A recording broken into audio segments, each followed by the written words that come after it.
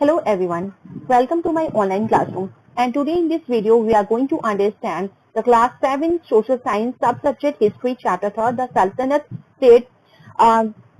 By through notes we are going to understand this whole chapter. So let's start. First of all, the main heading we have, it is introduction. तो देखिए introduction में basically हम क्या पढ़ने वाले हैं कि इस चैप्टर में हम अबाउट द सल्तनत पीरियड पढ़ने वाले हैं। और देखिए सल्तनत पीरियड होता क्या है, तो सल्तनत पीरियड यहाँ पे 5 डायनेस्टीज ने स्पेशली एक पीरियड पर्टिकुलर पीरियड में यहाँ पे रूल किया था, उसी को हम सल्तनत पीरियड के नाम से जानते हैं। और उस 5 डायनेस्टीज ने दिल्ली को अपना फर्स्ट कैपिटल बना के यहाँ पे रूल किया। तो देखिए अगर बात की जाए दिल्ली की, तो Delhi first capital of a kingdom under रही तोमर राजपूत के। और इसके बाद देखिए तोमर राजपूतों को हरा दिया था चौहान ने 12th सेंचुरीज में, और चौहान को चेयरमैन ऑफ अजमेर के नाम से भी जाना जाता था। इसके बाद थॉमस और चौहान ने काफी टाइम तक इस दिल्ली को एक इम्पोर्टेंट कमर्शियल सेंटर बनाया। और जो जैन मर्चेंट्स थे वो भी सिटीज में रहते थे, काफी सारे कंस्ट्रक्शन हुए, सेवरल टेम्पल्स बनाए गए, यहाँ तक कि जो एक कई तरह के सिक्के यहाँ पे बनाए जाते थे जिसे दिल्लीवाल भी बोला जाता था, जिनका काफी ज्यादा वाइड सर्कुलेशन था, मतलब व्यापार में इस तरह के सिक्कों का इस्तेमाल किया जाता था। और जो ट्रांसफॉर्मेशन हुआ दिल्ली का एक कैपिटल के रूप में, इसमें काफी सारा कंट्रोल हुआ, जो वहां से काफी सारा कंट्रोल कर सकते थे वास्ट एरिया जो सब कॉन्टिनेंट के थे। और फाउंडेशन भी हुआ दिल्ली सल्तनत का, बिगनिंग कहां से, स्टार्टिंग से 13th सेंचुरी से। इसके बाद दिल्ली सल्तनत ने काफी सारी सिटीज को यहाँ पे बिल्ड किया in the area that we known as Delhi. Total जो डायनेस्टीज देखा जाए तो स्टार्टिंग से सबसे पहले राजपूत डायनेस्टीज, जिसमें तोमस है, आनंद पाला है, चौहान है और पृथ्वीराज चौहान। और इसके साथ ही इनके देखिए स्टार्टिंग के जो भी इनका पर्टिकुलर ईयर जहां तक इन्होंने रूल किया वो मेंशन किए गए। इसके बाद देखिए किस तरह से आप इन डायनेस्टीज को, मेन डायनेस्टीज जो अब आने वाली है, जिनको हम दिल्ली सल्तनत के नाम से जानते हैं, वो सारी डायनेस्टीज आ रही है। इस टेबल के थ्रू आप समझ सकते हैं। और एक मैं अपनी ट्रिक भी लाई हूँ कि काफी बार आप लोग भूल जाते हैं, कंफ्यूजन हो जाती है कि किस तरह से उसको लर्न किया जाए कि सबसे पहले कौन सी डायनेस्टी आती है फिर कौन सी आती है। तो ट्रिक है आपके लिए, गुड खास सब लोग, ठीक है, गुड खास तुम सब लोग। तो देखिए गुड का क्या मतलब है, जी से स्लेव डायनेस्टी यानी गुलाम वंश, खास आपका खलजी है, और ता से तुगलक वंश है, सा से सैयद वंश है, और ला से लोधी वंश है। तो इस तरह से आप इजिली इन चीजों को याद कर सकते हैं, डायनेस्टीज को, किसके बाद कौन सी डायनेस्टी ने दिल्ली सल्तनत पे रूल किया यहाँ पे। तो उसके बाद देखिए स्लेव डायनेस्टी, जिसको हम गुलाम वंश भी हिंदी बोलते हैं, और इसमें अर्ली टर्किश रूलर्स थे ये, जो उनका पीरियोडिक टाइम देखें तो था 1206 से 1290 तक। इसमें सबसे पहले कुतुबुद्दीन ऐबक है, उसके बाद शमशेदुन इल्तुतमिश, फिर रजिया सुल्ताना, और उसके बाद गियासुद्दीन बलबन। नेक्स्ट है खलजी डायनेस्टी, जिसका फर्स्ट रूलर है जलालुद्दीन खलजी, फिर अलाउद्दीन खलजी। और फोर्थ डायनेस्टी देखें हम तो तुगलक डायनेस्टी है, जो कि गियासुद्दीन तुगलक है, इसमें फर्स्ट रूलर फिर मोहम्मद तुगलक, फिरोज शाह तुगलक। और इसके साथ नेक्स्ट जो आ रही है वो है सैयद डायनेस्टी, और इसमें खिज्र खान का काफी सारा डिस्क्रिप्शन दिया गया है। फिर है सिक्स जो है वो लोधी डायनेस्टी है, और इसमें बहलौल लोधी के बारे में आप पढ़ोगे। अब देखिए स्टार्ट करते हैं कि कैसे हमें इन दिल्ली सुल्तान के बारे में इतनी सारी इन्फॉर्मेशन मिलती है। तो हमें ये तो अच्छे से पता है कि हमें हिस्ट्री की जितनी भी इन्फॉर्मेशन मिलती है, हमें पर्टिकुलरली वो इंस्क्रिप्शंस के थ्रू, कॉइन्स के थ्रू, आर्किटेक्चर के थ्रू ये सारी इन्फॉर्मेशन पता चलती है। और ये काफी वैल्यूएबल इंस्ट्रक्शन जो है, जो भी इन्फॉर्मेशन हमें मिली है, जो हिस्टोरियंस थे जिन्होंने इनके बारे में लिखा है, तारीख और त्वारीख भी इसको प्लूरल वर्ड में इसको प्रोनाउंस किया जाता है, इनको पर्शियन फारसी लैंग्वेज में लिखा गया था। और ये एक लैंग्वेज थी पर्शियन लैंग्वेज, जो कि एडमिनिस्ट्रेशन जब दिल्ली सुल्तान से यहाँ पे, दिल्ली के जो सुल्तान थे वो यहाँ पे रूल करते थे, तो उनके जो भी उन्होंने इन्फॉर्मेशन, इंस्क्रिप्शंस या पॉइंट्स या जो भी आर्किटेक्चर के थ्रू जो भी इन्फॉर्मेशन प्रोवाइड की है वो उन्होंने पर्शियन लैंग्वेज में प्रोवाइड की है। इसके साथ ही जो ऑथर्स होते थे तारीख के, जो ये सब चीजों को लिखते थे, वो काफी विद्वान लोग होते थे। वो ये सब चीजों को सेक्रेटरीज, एडमिनिस्ट्रेटर्स होते थे, पोएट्स होते थे, कॉटियर्स होते थे, जो भी रूलर्स और जो भी गवर्न किया था उनके बारे में अपने अकाउंट्स में इन सब बातों को लिखते थे। और इनके अकॉर्डिंग हम ये बात तो समझ सकते हैं, 3 पॉइंट के जो ऑथर्स होते थे, जो तारीख के वो मेनली सिटीज में रहते थे, स्पेशली दिल्ली में, और हार्डली कुछ कम ही थे जो विलेजेस में, गांव वाले इलाकों में रहते थे। इसके बाद अगर देखा जाए, they often wrote their histories for sultan in the hope of rich reward. जो भी वो हिस्ट्रीज लिखते थे सुल्तान के बारे में, जो भी किताब लिखते थे, वो इसलिए लिखते थे ताकि उनको, उससे राजा जो है वहां का खुश हो जाए, और सुल्तान और उनको काफी सारा पैसा इसके बदले एज अ अवार्ड मिल जाए। इसके बाद देखिए थर्ड पॉइंट के आत्मा दिमाग में आता है कि these authors advise rulers on the need to preserve an ideal social order based on birthright and birthright gender distinctions. इसके साथ ही ये जो ऑथर्स थे इन्होंने काफी ज्यादा रूलर्स को इस चीज के लिए भी काफी आप कह सकते हो कि जोर डाला या उनको सुझाव दिया कि जिस तरह से सोसाइटी चलती रहती है, जिस तरह से का वहाँ पे जेंडर रिस्ट्रिक्शन है, जिस तरह का कास्ट सिस्टम, उसी को फॉलो आगे भी किया जा सके, जिससे कि सोसाइटी एक तरह से मेंटेन रहे। स्लेव डायनेस्टी की बात करें तो स्लेव डायनेस्टी को हम स्लेव्स और ममलुक भी बोलते हैं। इसके जो रूलर्स थे डायनेस्टी के उनको हम स्लेव्स और ममलुक सुल्तान के नाम से भी जानते हैं। इसमें सबसे पहले कुतुबुद्दीन ऐबक आता है और कुतुबुद्दीन ऐबक जो है फर्स्ट रूलर था डायनेस्टी का।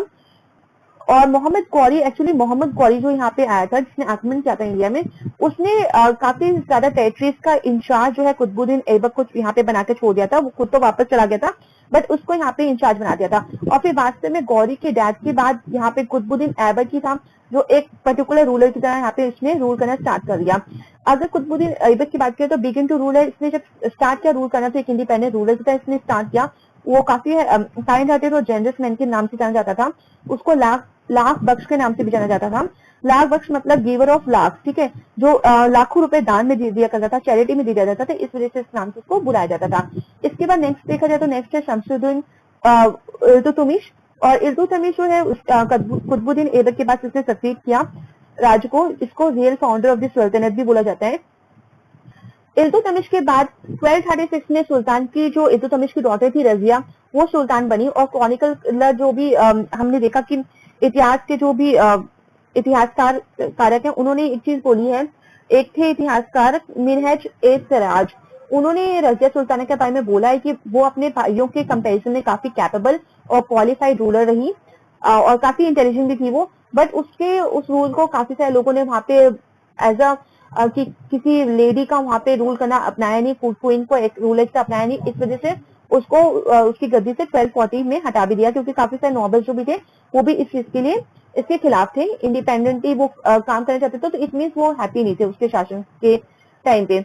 इसके बाद आती है next study from garrison town to empire, कि किस तरह से गैरिसन टाउन से एक पूरा एम्पायर क्रिएट हुआ और एक्सपेंशन हुआ दिल्ली सल्तनत का। तो गैरिसन टाउन क्या होते थे देखिए, तो इन दी अर्ली 13th सेंचुरी बात करें तो दिल्ली सुल्तान ने काफी सारा कंट्रोल करना स्टार्ट किया और उन्होंने काफी सारे किले बनाना स्टार्ट किया, जो टाउन्स में किले बनाना स्टार्ट किया और इन किलों पर ऑक्यूपाई किया गैरिसन्स ने।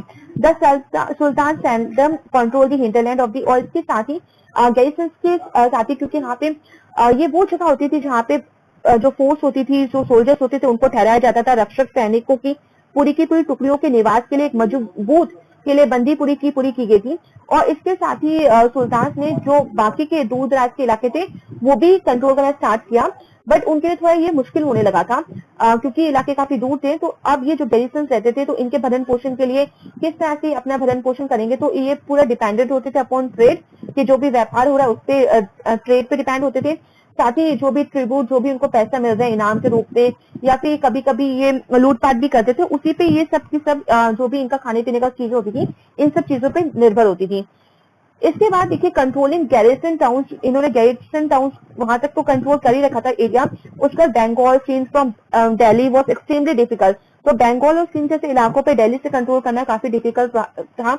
इवन काफी बार यहाँ पे विद्रोह हो जाता था, वॉर हो जाता था, बैड वेदर कंडीशन हो जाती थी, जिसकी वजह से कम्युनिकेशन रूट जो थे वो ठप पड़ जाते थे, बंद हो जाते थे और इसलिए इनसे संपर्क नहीं हो पाता था, इनसे कनेक्शन नहीं हो पाता था।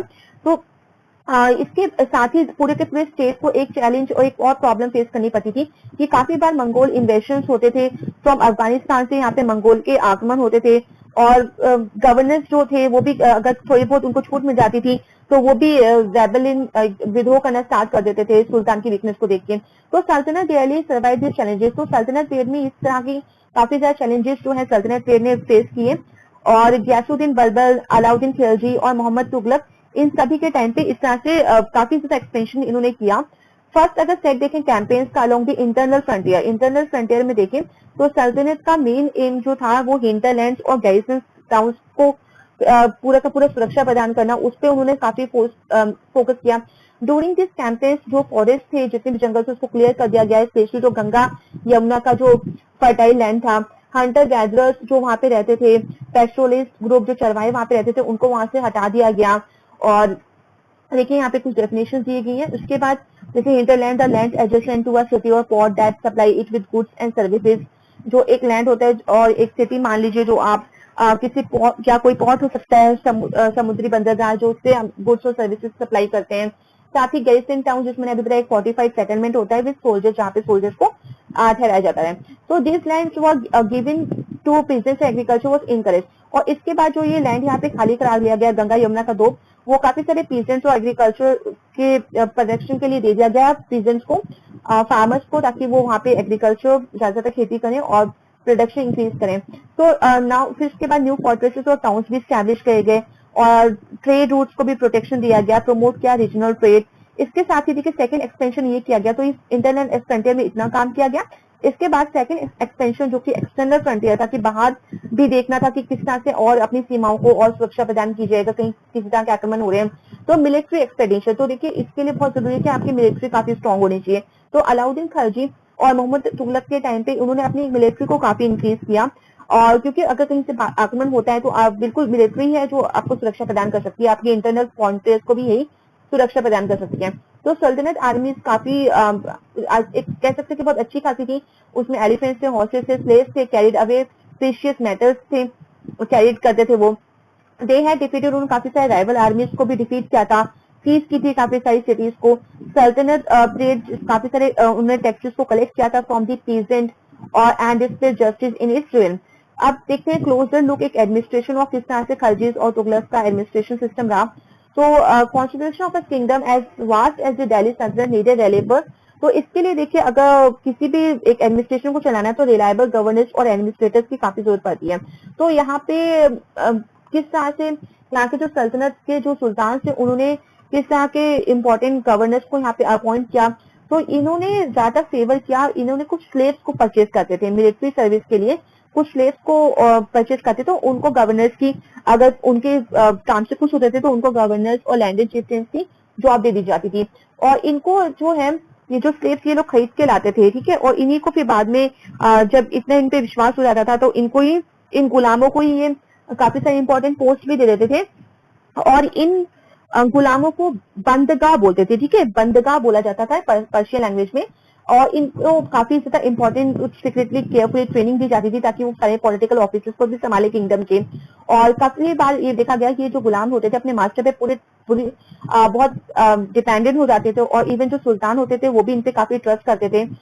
खलजी और तुगलक कंटिन्यूड, उन्होंने भी ये बंदगाह वाला जो स्लेवरी वाला सिस्टम था उसको कंटिन्यू रखा।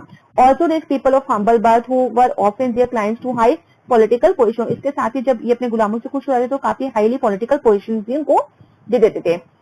दे वर अपॉइंटेड एज जनरल्स, उनको जो ये गुलाम होते थे उनसे खुश होकर उनको जनरल्स और गवर्नर्स बना दिया जाता था। और एक पॉलिटिकल इनस्टेबिलिटी भी देखा गया, क्योंकि जो स्लेव्स और क्लाइंट्स होते थे अपने मास्टर के प्रति तो ये काफी वफादार होते थे, बट जो उनके सक्सेसर, जैसे जो अगर तुगलक के बेटे की बात करूं तो उनके जो नेक्स्ट सक्सेसर आते रहते हैं जनरेशन टू जनरेशन, तो ये जो स्लेव्स होते थे उनके वफादार नहीं होते थे। और इस वजह से जब भी कोई नया सुल्तान आता था गद्दी पे तो फिर वो पुराने नौकरों को हटा के, पुराने गुलामों को हटा के अपना नया गुलाम रखता था, क्योंकि उसमें ज्यादा वो ट्रस्ट करता था। एज अ रिजल्ट इसके वजह से देखिए मोनार्च जो पूरा सिस्टम था ओपन, इसमें काफी सारे मतभेद कॉन्फ्लिक्ट भी स्टार्ट हुए ओल्ड और न्यू नोबिलिटी में। इसके बाद अर्ली सुल्तान की तरह अगर देखा जाए तो खलजी और तुगलक जो मोनार्च थे उन्होंने अपॉइंट किए काफी सारे military commanders as governors of territories of varying size. तो डिफरेंट साइजेस के अकॉर्डिंग जो भी लैंड और जो भी टेरिटरीज होती थी उसके अकॉर्डिंग इन्होंने मिलिट्री कमांडर्स और गवर्नर्स को इन टेरिटरीज की जिम्मेदारी दी। इन और उनको बदले में इन्होंने दिस लैंड्स वर कॉल्ड, और जो जो उनको लैंड दिए गए उनको इक्ता बोला जाता था, and their holder was called iqtadar और मुक्ति।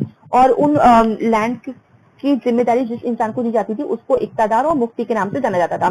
देखिए अब मुक्ति और इक्तादार की क्या ड्यूटीज होती थी, तो ड्यूटी ये होती थी कि इनको पूरा मिलिट्री कैंपेन लीड करना है, साथ ही मेंटेन करना है जो भी इनकी इक्ता, जो भी भूमि का इनको इंचार्ज बनाया गया है, जिस पीस ऑफ लैंड का इनको इंचार्ज बनाया गया है वहां पे मेंटेन करना है इनको लॉ एंड ऑर्डर, साथ ही एक्सचेंज जो भी मिलिट्री सर्विसेज ये दे रहे हैं प्रोवाइड करें उसके एक्सचेंज में इनको रेवेन्यूज भी कलेक्ट करना है, असाइनमेंट भी, और जो भी सैलरी जो देनी है सोल्जर्स को वो भी उनको यहीं से करना है पूरा का पूरा काम। They also paid their soldiers from this revenues, तो इन्हीं जो रेवेन्यूज जो इकट्ठा करते थे टैक्स लेके उसी से अपने सोल्जर्स को पे करते थे। और इनको देखिए मुक्ति से कंट्रोल करना काफी जरूरी था किसी सुल्तान के लिए, क्या ताकि ऐसा ना हो कि कभी कभी मुक्ति भी करप्शन के थ्रू काफी अमीर हो जाते थे, तो इनको ऊपर भी कंट्रोल करने के लिए एक अलग ऑफिसर्स को बिठाया जाता था जो इन पे नजर रखें। इसके बाद ही These harsh conditions of service were rigorously imposed during the reigns of Alauddin Khilji and Mohammad Tughlaq. इसके देखिए ये चीज मैं आपको बताई थी कि मुफ्तीज के काम पे को वॉच करने के लिए एक अकाउंटेंट्स को वहां पे अपॉइंट किया जाता था, जो हमेशा चेक करता था कि किस तरह का अमाउंट हो रहा है रेवेन्यू का, किस तरह से यूटिलाइज किया जा रहा था। एक तरह से पूरा का पूरा जो मुफ्ती का काम होता था उस पे एक अकाउंटेंट जो है वो नजर रखता था और केयर करता था और सारी खबर जो है वो सुल्तान को देता था।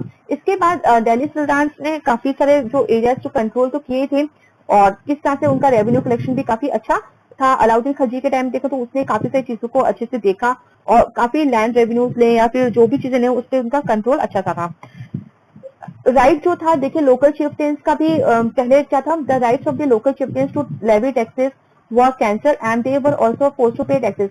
तो जो लोकल चिफ्टेंस थे पहले वो टैक्स नहीं दिया करते थे, बट इन लोगों के टाइम पे ये हो गया कि अब उन्हें भी टैक्स देना पड़ेगा और उनको फोर्स भी किया जाता था कि आपको भी टैक्स देना है। सुल्तान ने काफी सारे एडमिनिस्ट्रेशन मेजर किए, लैंड के कैप केयरफुल अकाउंट्स भी रखे और उनके टाइम पे 3 तरह के मेन इंपॉर्टेंट टैक्स लिए जाते थे। एक था कल्टीवेशन पे टैक्स जिसको खराज के नाम से जाना जाता था और ये फसल का 50% जो भी फार्मर उगाता था उसका 50% उसे इस टैक्स के अंतर्गत खराज के अंतर्गत देना पड़ता था।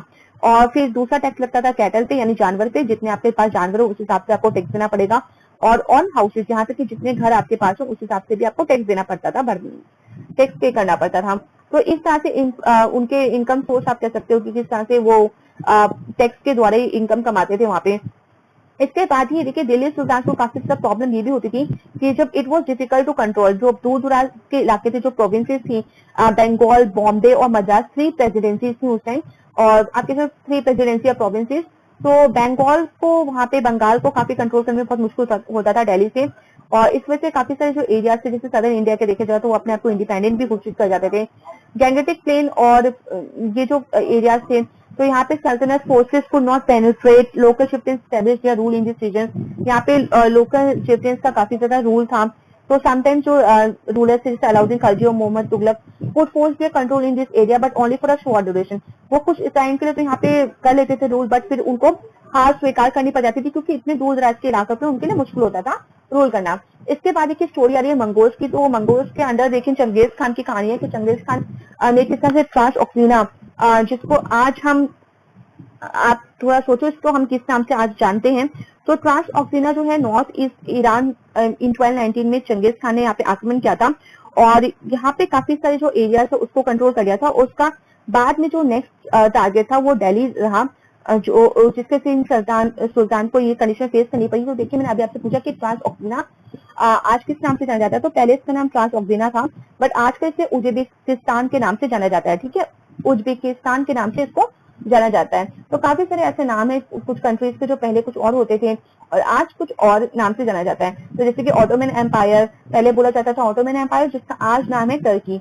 इसके बाद देखिए मंगोल का अटैक, क्योंकि देखिए इसको अटैक करने के बाद उज्बेकिस्तान पे अटैक करने के बाद उनका नेक्स्ट टारगेट जो था वो दिल्ली सल्तनत यानी दिल्ली पे रहा और ये उन्होंने फेस की कंडीशन अलाउद्दीन खिलजी और मोहम्मद तुगलक रूल में काफी सारे अटैक होते थे, मंगोल्स अटैक जो उनको फेस करने थे। तो इसके लिए वो तैयार भी थे, उन्होंने अपनी आर्मी को और स्ट्रॉन्ग किया और एक चैलेंज के रूप में इस चीज को लिया। उन्होंने किस तरह से डील करा देखिए अब आगे बढ़ते हैं। तो अलाउद्दीन खिलजी ने देखिए उसके टाइम पे दिल्ली में 2 बार अटैक हुए 1299 और 1300 और इसके साथ ही 1302 से 03 तक। उसने एक डिफेंसिव मेजर की तरह अलाउद्दीन खिलजी ने एक लार्ज स्टैंडिंग आर्मी बनाई अपनी। अलाउद्दीन खिलजी ने इसके साथ ही काफी सारे कंस्ट्रक्शन किया, गैरिसन टाउन बनाया जहाँ पे सोल्जर्स को रखा। इसका नाम और गैरिसन टाउन का नाम सिरी फॉर हिज सोल्जर्स, ठीक है, सिरी नाम रखा उस गैरिसन टाउन का। उसके सोल्जर्स को खिलाने पिलाने के लिए उसने क्या क्या टैक्स लेना स्टार्ट किया, गंगा यमुना जो लैंड था वहां से, और टैक्स वही जो खराज टैक्स लगाया गया किसानों पे 50% उसके वो टैक्स के रूप में लेता था और सोल्जर्स को इवन वो पे भी करता था, पेमेंट भी देता था और पेमेंट वो कैश में देता था, ना कि एक साथ में जमीन के रूप में पेमेंट नहीं देता था बल्कि कैश के रूप में पेमेंट देता था। इसके बाद सोल्जर्स जो थे वहां पे उन्होंने काफी ज्यादा सप्लाई जो थी फ्रॉम मर्चेंट्स इन दिल्ली, वहां से जो भी सामान होता था वो खरीदना स्टार्ट किया। इसके लिए मार्केट में भी अलाउद्दीन खिलजी ने क्या किया, मार्केट में प्राइस को फिक्स कर दिया। तो एक पर्टिकुलर प्राइस पे हर चीज जो भी उनको चाहिए होता था, सप्लाई जो भी मटेरियल चाहिए होता था, वो हर एक चीज का जो दाम था वो फिक्स कर दिया था जिससे कि कभी कोई आगे हाई रेट पे वो चीजें ना बेच सके, ताकि जिससे सोल्जर्स को कम रेट पे चीजें मिल जाए। इसके साथ ही उसने काफी सारे लोगों को, ऑफिसर्स कह सकते हैं आप उसको, उनको ड्यूटी दे रखी थी कि आप मार्केट में घूमो, सर्वे करो और हर चीज पे नजर रखो। अगर कोई भी मर्चेंट, कोई भी व्यापारी अगर तय दामों से अधिक दामों पे कोई चीज बेचता था तो उसको पनिशमेंट भी मिलती थी, उसको सजा मिलती थी। इसके बाद अलाउद्दीन का अगर देखें एडमिनिस्ट्रेटिव मेजर्स देखें तो अलाउद्दीन का एडमिनिस्ट्रेटिव मेजर देखें तो काफी क्वाइट सक्सेसफुल रहा, और इतिहासकारों ने भी उसके बारे में बताया कि उसकी बहुत तारीफ की कि उसने किस तरह से पूरी मार्केट पॉलिसी को हैंडल करके रखा, और उसके सक्सेसफुल विद स्टोर थ्रेट जो मंगोल इन्वेजन से उसको थ्रेट मिला उससे भी काफी अच्छे से उसने डील किया। जस्ट सेकंड, यहाँ पे तो स्पेलिंग मिस्टेक हो गया तो मैं करेक्ट कर देती हूँ। तो ये सारा कंटेंट रहा। इस पर देखिए अगर मोहम्मद तुगलक के टाइम की बात करें तो मोहम्मद तुगलक के रीजन पे भी मंगोल्स के इन्वेशन हुए, अटैक हुए, और मंगोल आर्मी पहले हारी भी जब फर्स्ट टाइम उसने किया था। फिर मोहम्मद तुगलक जो काफी कॉन्फिडेंट था अपनी आर्मी को लेकर, उसकी स्टैंड को लेकर, उसने भी प्लान बनाया कि वो भी ट्रैक्स ऑफ पे अटैक करेगा। फिर उसने लार्ज स्टैंडिंग आर्मी को रेज किया, और उसके बाद उसने कंस्ट्रक्शन किया न्यू गैरिसन टाउन का, मतलब न्यू जिस तरह से अलाउद्दीन खिलजी ने न्यू गैरिसन टाउन का जहाँ पे सोल्जर्स को रखने की व्यवस्था थी, उसके लिए एक नया पूरा का पूरा टाउन जिसको सिरी नाम से बोला गया उसको कंस्ट्रक्ट किया था। पर यहाँ पे क्या किया मोहम्मद तुगलक ने, वो कंस्ट्रक्ट ना करके उसने जो ओल्डेस्ट शहर थे, जो 4 सिटीज थी दिल्ली की, जिसे दिल्ली पूना के नाम से जाना जाता था, वहाँ के जो रेजिडेंट्स वहाँ पे जो लोग रहते थे उनको खाली करवा दिया, उनको हटा दिया वहां से, और वहाँ पे सोल्जर्स को बसा दिया। और जो रेजिडेंट्स थे वहाँ पे उनको ओल्ड सिटी जो इनकी थी, जो न्यू ओल्ड सिटी से यानी दिल्ली के यहाँ 4 सिटीज से उनको हटा के जो न्यू कैपिटल साउथ में इन्होंने बनाई थी, दौलताबाद नाम की एक नई कैपिटल, वहां पे उनको भेज दिया गया। और वहां पे भी जो सेम एरिया था जहाँ पे उन्होंने कलेक्शन लिया, टैक्स लिया, जिससे कि अपनी आर्मी को फीड किया, काफी ज्यादा एडिशनल टैक्सेस यहाँ पे लिए गए, और उसी टाइम अकाल भी पड़ गया था। मोहम्मद तुगलक जो था उसने भी अपने सोल्जर्स को कैश में ही सैलरी पे करी, but instead of controlling prices वो प्राइसेस को कंट्रोल नहीं कर पाया जिस तरह से खिलजी ने मार्केट में प्राइस को कंट्रोल किया था। इवन इसने टोकन करेंसी चलाई थी जिस तरह की आजकल पेपर करेंसी चलती है, बट ये जो करेंसी थी वो काफी ज्यादा चीप मेटल से बनती थी, ना कि गोल्ड और सिल्वर से। अगर 14th सेंचुरी के टाइम की बात की जाए तो लोग वहाँ पे काफी क्लेवर थे, और वो इन सब इस तरह के पॉइंट जो सस्ते धातु से बने उसके पॉइंट पे विश्वास नहीं करते थे। इस वजह से उन्होंने काफी सारे गोल्ड और सिल्वर पॉइंट्स को अपने पास ही सुरक्षित रखा, अपने पैसे खर्च नहीं करे, बल्कि ये जो टोकन करेंसी थी इसी में पे करते रहे, और ये जो चीप तरह की जो करेंसी थी वो इजिली घर में भी नकली करेंसी बना लिया करते थे, तो उसी को वो चलाते थे। तो इस तरह से क्या हुआ, मोहम्मद तुगलक के जो एडमिनिस्ट्रेटिव मेजर इतने सक्सेसफुल नहीं रहे, फेल रहे। उसका जो कैंपेन था कश्मीर का वो बहुत ही बेकार रहा। इनवेट जो ऑक्सीना का रहा वो भी इसने उसको कह सकते हो कि आप सक्सेस नहीं मिली उसको, वहां पे उसकी पूरी राज आर्मी एकदम बर्बाद हो गई। एडमिनिस्ट्रेटिव मेजर्स देखें तो वो काफी कॉम्प्लिकेटेड थे।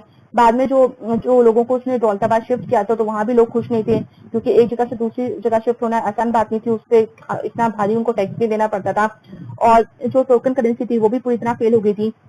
तो इस तरह से हमने ये देखा कि मोहम्मद तुगलक ने काफी सारी उसकी जो पॉलिसी थी वो फेल रही in comparison of the Alauddin Khilji. तो क्योंकि अलाउद्दीन खिलजी के काफी उसने डिफेंसिव मेजर्स यूज किए थे तो उसकी काफी तारीफ भी की गई। इसके बाद देखिए सल्तनत पीरियड अगर 15th तो 16th सेंचुरी में देखें तो किस तरह के चेंजेस वहां पे रहे। तो ये था कि शेरशाह सूरी के नाम से भी एक राजा वहां पे आया 1540 से लेकर 1545 से। इसने अपना करियर स्टार्ट किया था एक मैनेजर के रूप में small territory for his uncle in Bihar and eventually challenge and defeat him. उसने मुगल एम्पायर हुमायूं को हरा दिया था। शेरशाह कैप्चर, उसने दिल्ली को पूरा कैप्चर किया और स्टैब्लिश किया अपनी डायनेस्टी के रूप में। Also Suri dynasty rule for Suri की डायनेस्टी की बात करें तो पूरे 15 ईयर्स तक उन्होंने रूल किया। It introduce N administration that borrowed elements from Alauddin Khilji and made them more efficient। उसने काफी सारे जो एलिमेंट्स है अलाउद्दीन खिलजी के वो बोरो किए और उसको काफी एफिशिएंट बनाया। शेरशाह का जो एडमिनिस्ट्रेशन था वो काफी मॉडल मॉडल फॉलोड हुआ by the great empire Akbar. तो जो भी शेरशाह ने अपने एडमिनिस्ट्रेशन में जो भी चेंजेस फॉलो किए थे, जो भी क्या था, जो भी चेंजेस उसको फॉलो किया था अकबर ने, और इस तरह से मुगल एम्पायर भी स्टार्ट हुआ। फिर देखिए अगर रीजंस की बात करें कि क्या रीजन है जिसकी वजह से सुल्तान जो थे दिल्ली सल्तनत को कायम कर पाए, क्या सक्सेस के रीजन थे उनके। तो पहली बात की जो लोकल किंग्स थे उनमें कोई यूनिटी और ऑर्गेनाइजेशन नहीं थी, वो अपने आप को ही एक दूसरे का दुश्मन मानते थे। कोई सेंट्रल गवर्नमेंट नहीं थी वहां पे, जो किंगडम से बहुत स्मॉल और स्कैटर थे। अगर एक पे अटैक होता था दूसरे की रखवाली के लिए कोई नहीं आता था। जो तुर्क्स थे वर बेटर, और जो तुर्क्स की बात करें टर्किश रूलर की तो वो काफी ज्यादा ऑर्गेनाइज थे। उन्होंने इस बात का फायदा उठाया, लैक ऑफ जो म्यूचुअल कॉपरेशन था राजपूत के बीच में, तो इस बात का उन्होंने काफी फायदा उठाया। इसके साथ ही देखिए कॉजेस क्या थे कि जिस वजह से दिल्ली सुल्तान सल्तनत जो थी वो धीरे धीरे डिक्लाइन भी होती गई, धीरे इनका जो इतना वर्चस्व नहीं रहा। तो रूलर्स जो थे दिल्ली सल्तनत के came in power with the help of, देखिए वो जब आए थे यहाँ पे तो किस पावर की वजह से आए थे, तलवार और आर्मी की पावर की वजह से। So there was no definite law of succession, तो देखिए किसी तरह का सक्सेशन वाला लॉ नहीं था, क्योंकि यहाँ ऐसा होता है कि राजा का बेटा राजा होता है, बट ये जो आए थे इन्होंने पूरी की पूरी सल्तनत जो बनाई थी वो तलवार और आर्मी के बेस पर बनाई थी। मिलिट्री स्ट्रेंथ इनका काफी मेन फैक्टर रहा सक्सेशन का, कि जिसके पास ताकत वही आगे बढ़ेगा, ना कि किसी तरह की ऐसा जन्मसिद्ध अधिकार के रूप में नहीं था यहाँ पे। तो पॉलिटिकल इंस्टेबिलिटी काफी ज्यादा देखी जाए। नॉबल्स की बात करें तो यहाँ पे जो नॉबल्स थे वो काफी पावरफुल रहे और उन्होंने अपने आप को एकदम किंग जैसा अपने आप को शो करना स्टार्ट कर दिया, जिसकी वजह से जो रियल सुल्तान थे वो काफी वीक उनके सामने नजर आए। इक्तादारी, जमींदारी और जागीरदारी जैसे सिस्टम जो थे उनके वजह से भी काफी ज्यादा इंटीग्रेशन हुआ दिल्ली सल्तनत का। इसके बाद इन्वेजन जो तैमूर और बाबर क्रिएटेड है, वो काफी सारी सिचुएशन यहाँ पे और दिन पर दिन खराब होती गई, जिसकी वजह से जो दिल्ली सल्तनत है वो पूरे का पूरा उनका डाउनफॉल कह सकते हैं, एकदम से नष्ट हो गई पूरी की पूरी दिल्ली सल्तनत। तो इस तरह से हमने ये समझा कि किस तरह से मेन इंपॉर्टेंट जो 5 डायनेस्टीज थी जिन्होंने दिल्ली सल्तनत पे रूल किया काफी लंबे अरसे तक, और किस तरह से वो सक्सेसफुल भी रहे और किस तरह से उनकी एक कह सकते हो आपकी इतना ज्यादा, क्योंकि हर किसी का एक होता है एंडिंग पॉइंट तो आता ही आता है, तो उसके भी काफी ज्यादा इंपॉर्टेंट रीजन है। सो आई होप ये आपको चैप्टर जो है पूरा क्लियर हो गया होगा। So thank you everyone and please like share subscribe this channel for more update.